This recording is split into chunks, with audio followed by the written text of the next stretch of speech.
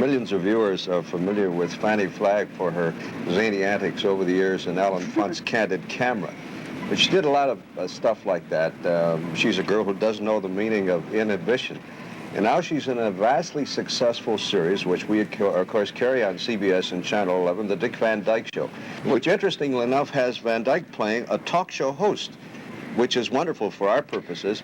She is his sister in the performance and also plays as secretary. Now, here you are, after all these years, you had done all your own material, and you had done single jobs, you know, stand-up, or you'd done skits. Now you've got a dramatic part. Did that call for a big change in your approach? Well, Milt, I had to learn how to act. I don't know if I've learned or not, but I really enjoy doing this kind of work. You know, I had always worked alone, you know, standing up by myself, and I really love working with this company particularly. I mean, I'm so lucky to be working with Dick Van Dyke because as far as I'm concerned, he's the most talented comic in the business. He looks to be a very genial man, too, in person. Now, is he? Oh, yes. He's, it's so funny because I am sure, like everybody, grew up watching Dick Van Dyke. You know, I feel like I know him. And when I met him in person, he was the same person that I had seen on television. He is that nice. That's just the way he is. I was telling some people, it's very difficult for me to know when he starts acting and when he is not acting because there's no difference, you know. He's just a wonderful person. Now, about your own career, this is interesting. Incidentally, the CBS people have you listed as Fannie Flagg, quick-witted redhead. Oh, really? I like that's a pretty good description. Quick-witted, all right. Yes, I think that's nice. How do you like being, when you did your own material, you were the leader. Now you're second banana, and you're reading somebody else's lines. Do you, when you do get a script, think, oh boy, here's a line, I could write one in there that maybe would get me a better laugh? Well, we're very lucky because Carl Reiner, who is our producer, believes in having the actors sit in on the writing of the show, and if we have a line that we feel we could say better, he lets us write it. Reiner must be a delight to work with. Yes, he is.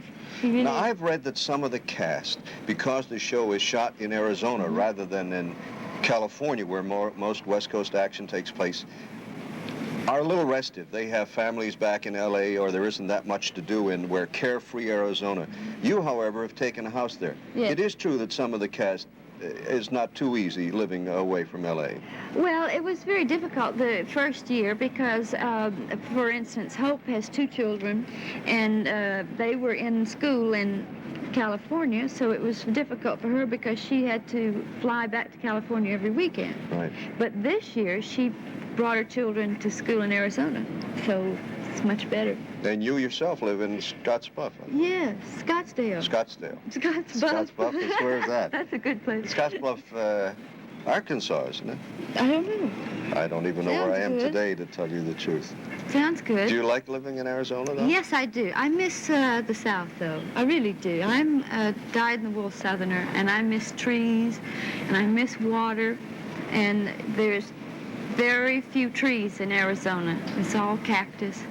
It gets a little old. You know, I feel a very close relationship because of the nature of our program, which is a talk show, because so many of your vastly humorous skits that you have done, that we have seen on TV on your own, were takeoffs based on your own experience as a talk show host with rural America or middle-class America, many of them only slightly exaggerated, but tremendously funny. Thank you. Your club women with the big hats and the corn pone accent. Actually, you're probably a very sophisticated lady underneath it all. No. What was your show in Birmingham like? Oh, it was terrible. It really was. I did an hour-and-a-half interview show every day, and it was very difficult to do an hour-and-a-half interview show in Birmingham, Alabama. I mean, we didn't have, that many people coming through at that particular time. We had a lot of people marching through, but nobody stopped. But I did the weather, and I did some fashions, and actually what it was is we saw the Today Show, in New York. Yes. We saw that, and we tried to do a local Today Show. Did you do funny stuff in your hometown? I didn't mean to, but I did. Like what? You mean? Well, I started working. We had a little theater there. I started working in the little theater, and I do comedies. And I was in one of the funniest things I ever did. I didn't mean to do it. I was in the Miss Alabama pageant for 7 years and never won. That's a record, isn't it? It is. I think it is a record. I think the closest I ever came was, I think one time I was in the top 10. That's great. And I think I was 9th. I don't. But I really just started doing comedy, and on the show, not meaning to. It's just that we didn't have anything to fill the time, and I did the show with the gentleman. And what would happen is we wouldn't have a guest. Yes. So I would have to go in the prop room and make up a guest and come on, and he would interview me. Oh, that's and so great. that's how I started doing characters. Yeah. I think that's great. Now, one thing I regret if I had my druthers with your show, the Dick Van Dyke Show, I'd like to see more scenes recreated in the studio, on the air situation, rather than in the kitchen of his home and so forth. Yeah. Like that. Because we see so many funny things, like a guest doesn't show up, and what do? If you're in a predicament like this, you die. Yeah. Well, this year we have done more of that. It's going to be a lot more of the studio, the television studio. The first year, I think Carl was really trying to establish Dick's home life and Hope Lane. And I think this year we did a lot more shows about the television show. The manager is kind of a zany.